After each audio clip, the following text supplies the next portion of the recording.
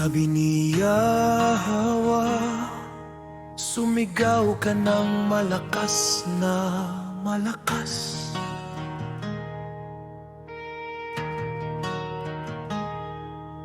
Itaas mo ang iyong tinig, gaya ng trumpeta.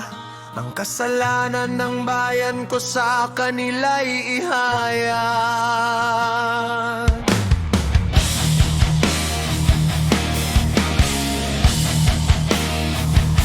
Sinasampuni nila ako sa araw-araw. Tinatanong nila ako kung paano sila mamumuhay. Kung kumilos sila ay parang matuwid at hindi sumusuway sa mga tuntuning ibinigay ng kanilang alaya.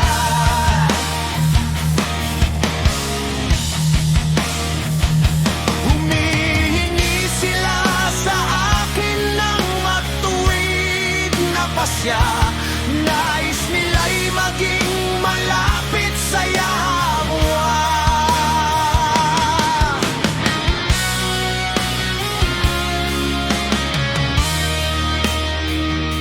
Tanong ng mga tao, bakit hindi mo pansin ang pag-aayuno namin? Bakit walang halaga sa iyo kung kami may magpakumbaba?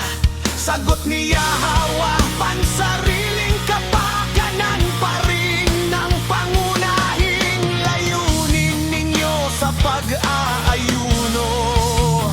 At habang nag-aayuno'y patuloy ninyong inaapi ang mga manggagawa.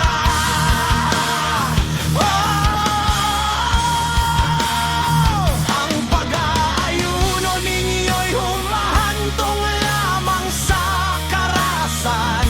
Kayo'y nagkakagalit at naglalaban-laban. Hindi tunay ang pagkaayunong ginagawa ninyo ngayon. Kaya tiyak na hindi ko papakinggan ang inyong mga galangin sa akin. Handyan ba ang pag-aayuno ang aking kaluluguran?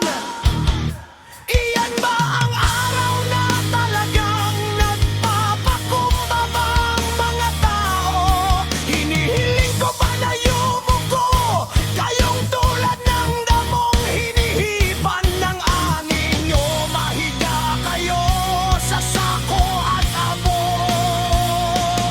Mag-aayano na ba ang tawag ninyo diyan? Isang araw na nakalulugod kay Yahweh.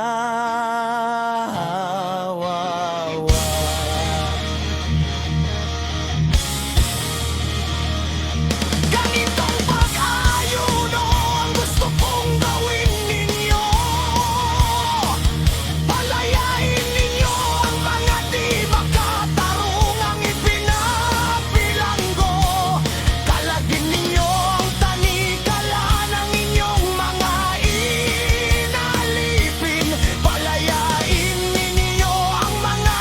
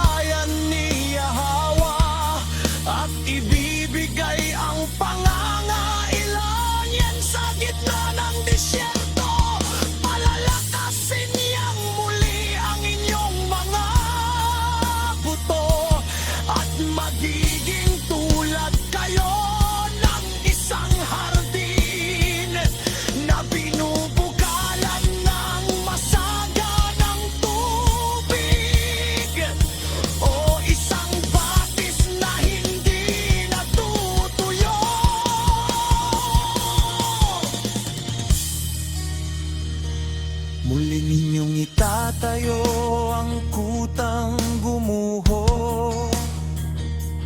at itatagag ito sa dating pundasyon. Makikilala kayo bilang tagapagtayo ng mga nawasak na pader, mga tagapagpangag ng bagong